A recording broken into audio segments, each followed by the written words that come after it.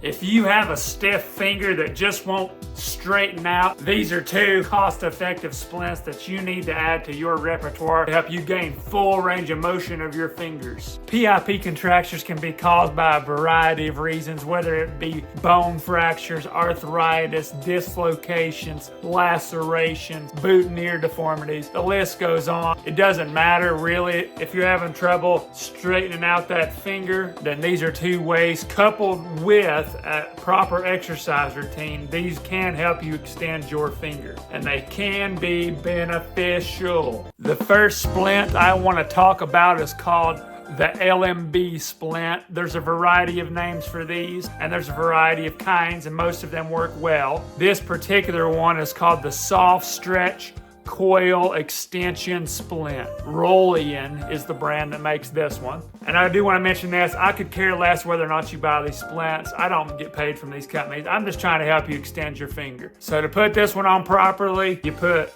this in towards the palm side of your hand. So let's say it's my ring finger that's stiff. I slide it on like that, get it down to where it's kind of at the palm here. Then you take this little blue strap here, it's Velcro. You get it nice and snug around there. That spring is literally pulling my finger straight. Not a lot of force, but it's low load, long duration stretching. If you've been keeping up with this series that I'm making on finger stiffness, then you would know that that's typically the best way to extend a stiff finger. It doesn't take a lot of force, but it takes a long time. That's all that means. So I would use this. I would wear this pretty much all the time when you're not specifically doing exercises. Make sure when you Velcro this in, that pad is all the way up flush against your finger.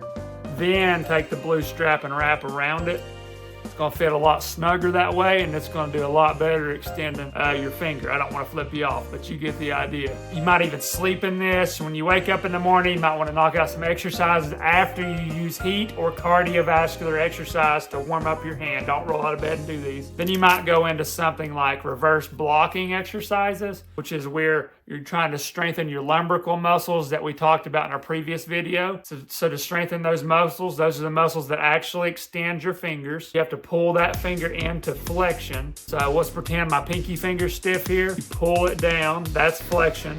This joint here has got to be flexed. Then from there, you actively practice extending that finger. You hold it about 15 seconds. You go down and then actively extend that finger. That's all I'm going to talk about for that one because I've already covered that in depth in a previous video. Go check it out. You can do that one. You can just passively stretch your finger open. You can do a table stretch. You can do your tendon glides, kind of look like that. There's 4 different steps. You're all the way straight, your hook fist, your full fist, your tabletop fist, and you're all the way back open. You can do that. Then when you're not specifically doing those exercises, you throw the splint on. Next splint is called the oval 8 splint. This is a super common little splint. When you're doing this one, you want to make sure this little bar, this little part is right over your PIP joint, which would be this one right here. The one that would be stiff when you're wearing these splints. So for example, and you want this one to fit pretty snug, this would be the proper way to wear it.